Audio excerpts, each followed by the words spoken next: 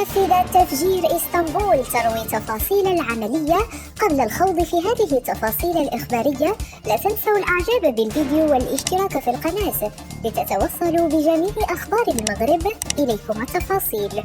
ذكرت أحلام البشير المشتبه بارتكابها هجوما إرهابيا في إسطنبول أنها وقت الانفجار لم تكن وحيدة في شارع الاستقلال، وأنها كانت تخضع للمراقبة وتلقت أوامر من مكان الحادث.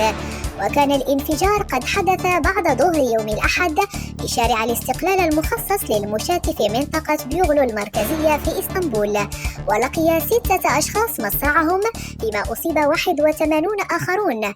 واعتبرت سلطات البلاد الحادث هجوما إرهابيا، واعتقلت البشير التي غادرت المكان بعد الانفجار بسيارة أجرة، واعترفت بأن لها صلات بحزب العمال الكردستاني المحظور في تركيا.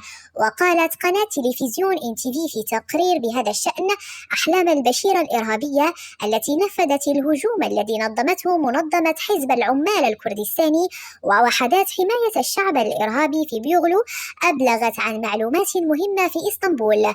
وذكرت الإرهابية أنها لم تكن وحدها خلال الهجوم، وكان وراءها من يراقبها، وقد تلقت أمرا بالتفجير من مكان الحدث. وقالت البشير أيضا في شهادتها أثناء الاستجواب إنها حين كانت جالسة على مقعد نظر إرهابي يحمل الاسم الرمزي حاجي إلى الحشد وأمرها بتفعيل القنبلة.